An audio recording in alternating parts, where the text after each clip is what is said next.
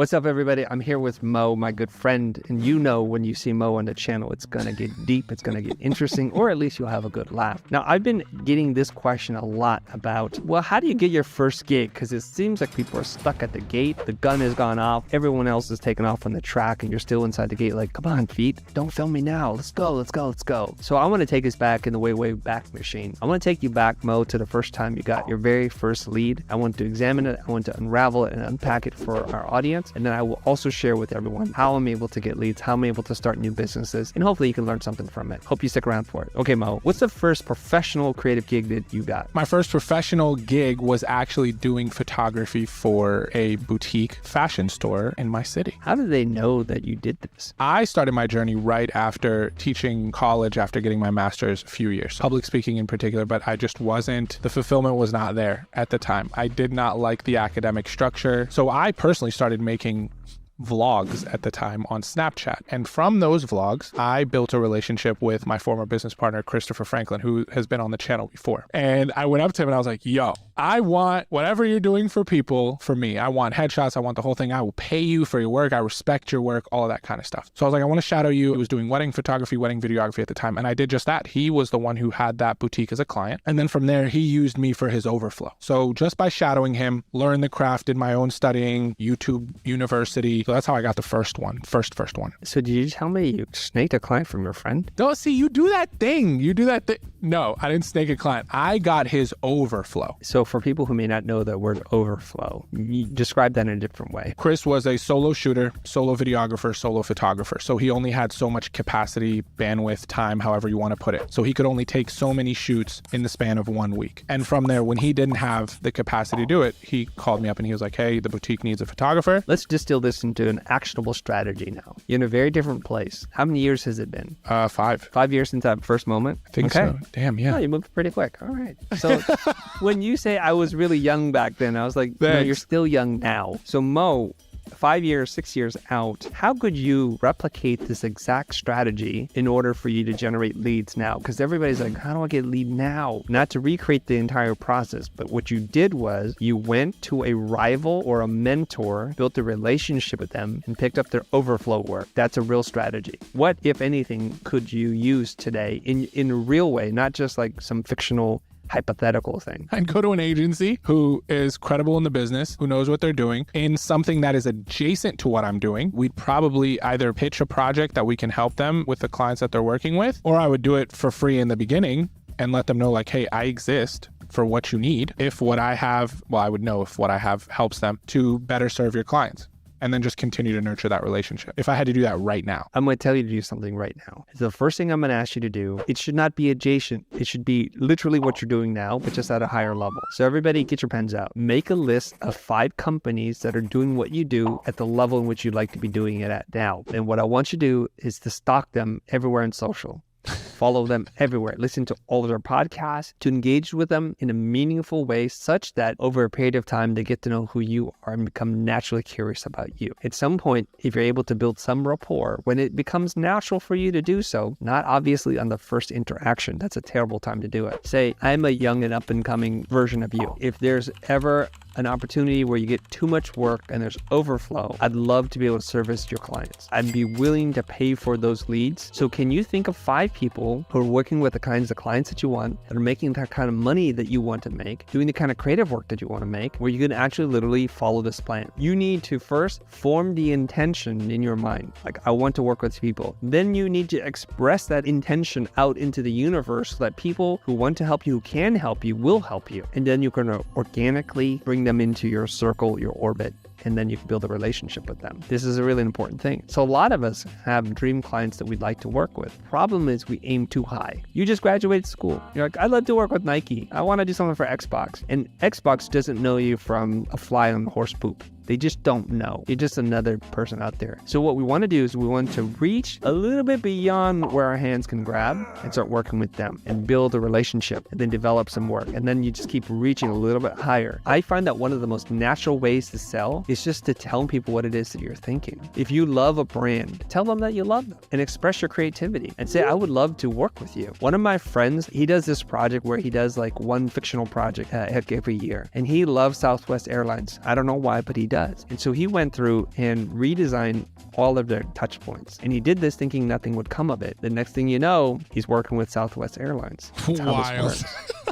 It's how it works. I'll show you how I would do this exact same strategy right now. So I have to figure out, how do I find a rival or vendor or a mentor who has the kind of clients in the body of work that I'd like to work with, and say, I'd like to pick up your overflow clients. Now, I don't have the exact same situation because I don't really have clients. But what I can do is to find people who are in mastermind groups who teach a specific thing that is different than what I teach, and I would like to be able to be in front of their clients, their members, and say, if you find what I do valuable, I'd love to see you in my mastermind, where I teach people how to develop their brand, how to innovate their business, and how to do it in a fun, creative way. And so now I put that on the universe. Everybody will now know this is what I do. See how that works?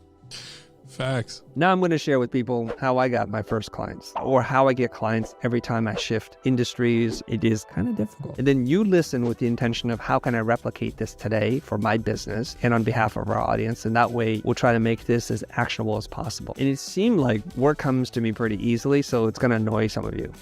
I just already know it. Okay, so let's just deal with that part. My first mini big break was, I drew a lot in high school, so I created a small reputation of someone who liked to draw. So word gets around because I was making illustrations for the newspaper staff, and I don't know how they found out, but they were like, can you draw this? I'm like, sure. So eventually it gets over to my brother's wrestling coach, my younger brother's wrestling coach, and you're like, what does this have to do with anything? Well, then he said, does your brother want to go and work for a friend of mine who runs a silk screening company? He's a designer. What you can find out from a couple of these things is, if you practice your craft and you are able to get it out into the real world, this is why I say quantity over quality, if quality never happens. I'm just doing work, people find out about it, and people in your orbit, your friends and your family and friends of family and friends of friends, will let other people know. They're looking out for you. They become unofficial salespeople for you. I'll jump forward now. Okay, now I'm in college, and I established a reputation amongst my classmates that I'm a designer. So photographers who need to create promotional materials for their portfolios to send out to agencies and reps, they lean into me, like, can you help me with this?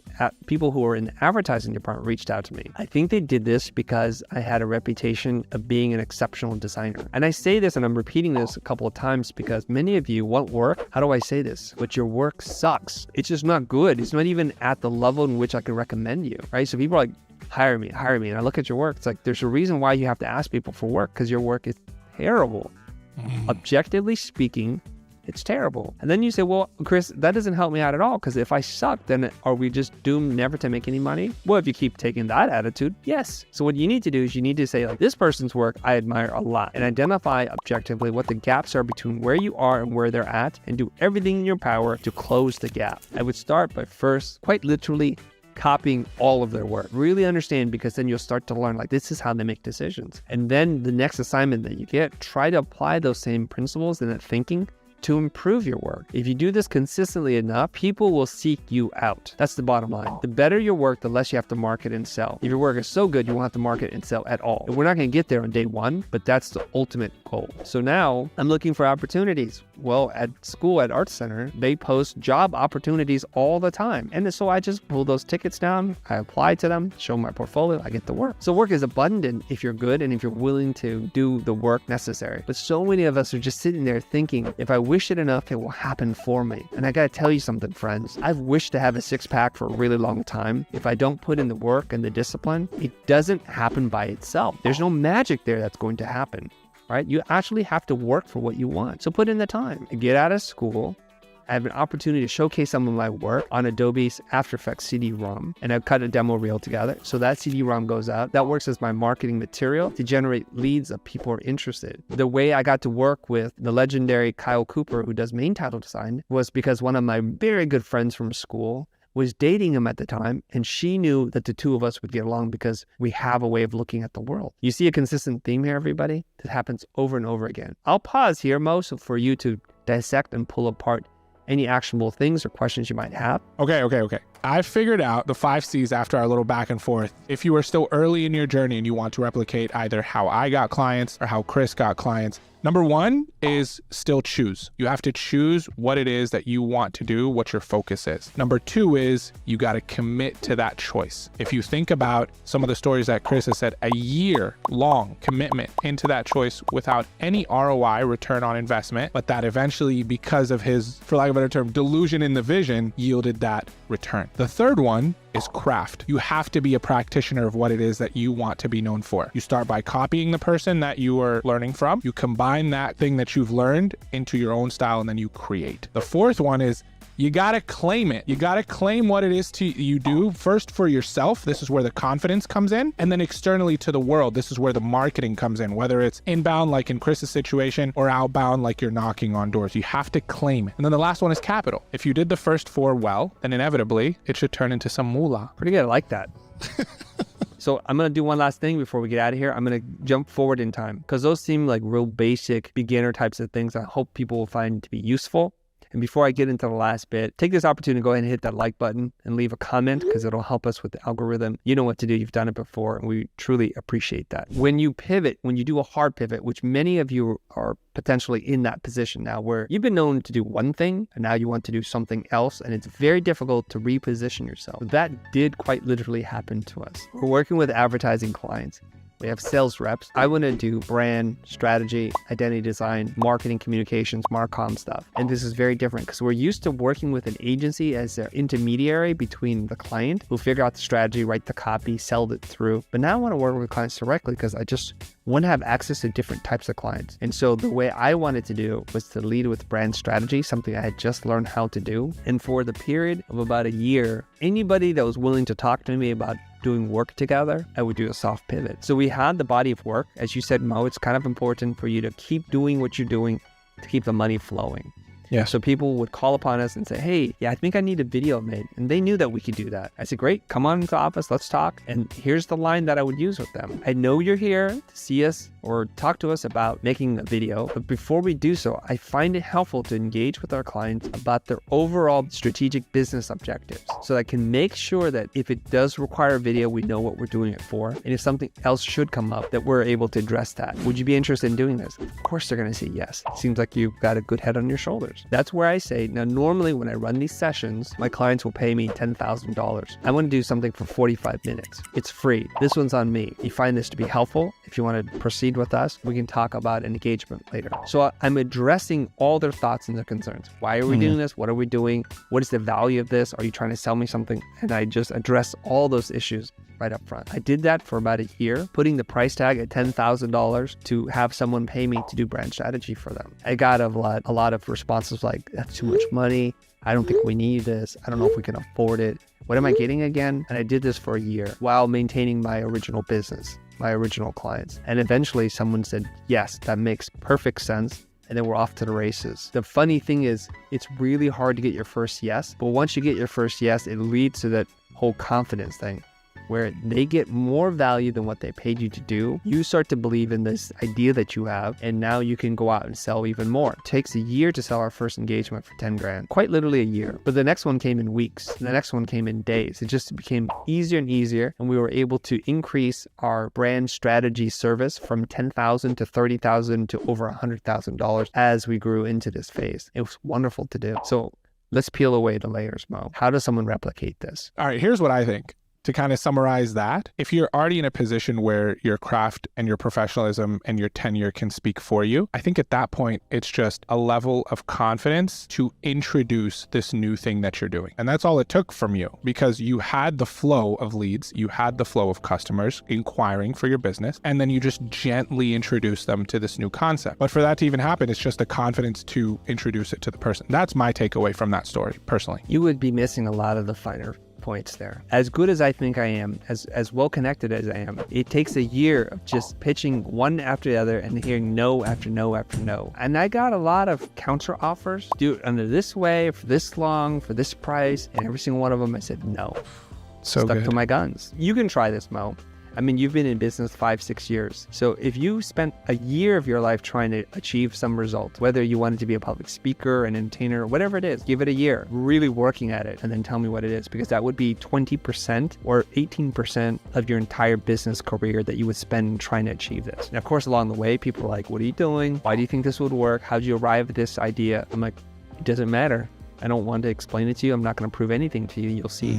You'll see when we're there. And as soon as we get there, all those naysayers either disappear or like, I knew you could do it. I knew this was going to work. They always do that. So I just didn't sit there for a year and just imagine like it happening. I read books. I watched videos. I attended workshops. I sought out mentors, and I figured out like, what do I need to do to make this happen? I kept pushing and learning until I was a person who had this skill set that someone would say, yes, this sounds like a good idea. And that's only the beginning, because once you get yourself into hot water like that, you have to learn even more, because now someone's committing real money and your professional reputation is at stake. And I don't want to risk that.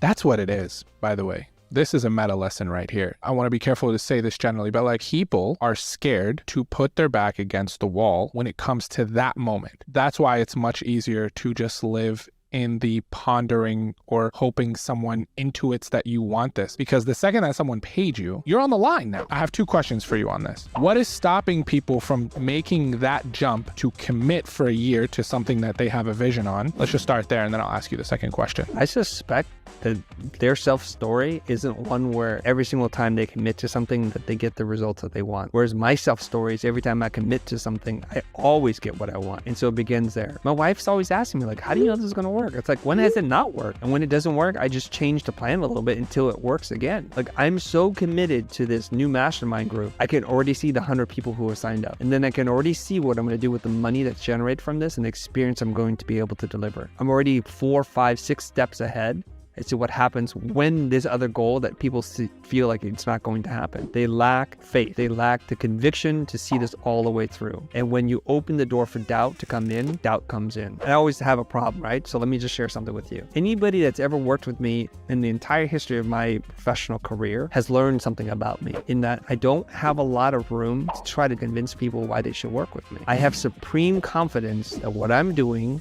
the price in which I'm doing it for, is a bargain. So why people get stuck? Why don't they commit? I don't know why. Something's obviously holding them back. They don't believe in it enough. And we're all tested at different times in our life. Sometimes we take that step forward and we pass our test. Sometimes we don't. I don't know why. I think you answered the question. It's that undeniable belief in oneself and committing to the fact that you will deliver in excess of what you promised when it comes to value. But it starts with that belief piece, which brings us back to landing this plane. Wait. Before you do that, you said there are two things. Well, you answered the second thing, so I'm not going to be redundant about it. All right. It's the second thing was how to make sure when you are in the position where someone says yes, that you don't fumble the bag. And what you said was it's because you feel like it's a bargain, and that you know, because of how you are wired professionally, that you will over deliver on the value. So there's never an option for you to not get that desired end result or let doubt creep in. Let me ask a question of myself that you didn't ask me, but I'm going to ask. Please do it. Yeah. The question is, how can you know you're going to deliver more value than what you're paid? Where does this supreme confidence come from? This belief in oneself? Because that might be a big unlock for some people.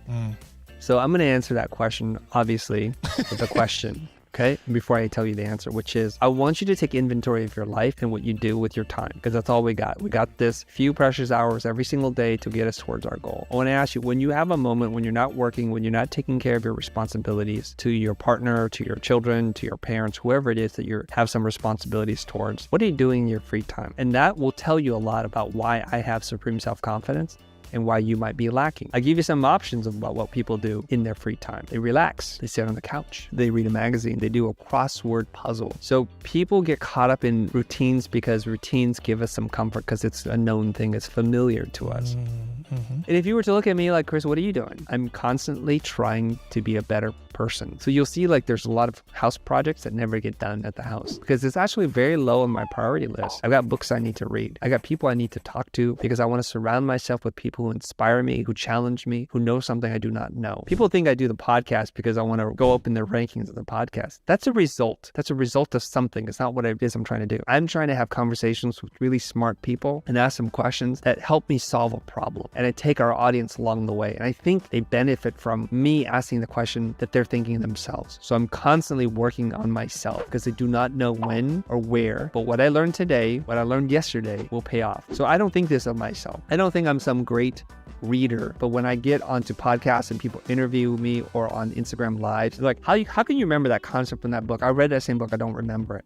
How are you able to cite this book? And they're like, their conclusion is they need to read more. I don't think they need to read more. They need to read better, because it's not a game of volume, it's a game of depth. How well can you understand something such that you can explain it to other people without notes, without rehearsal, without preparation? This is really important.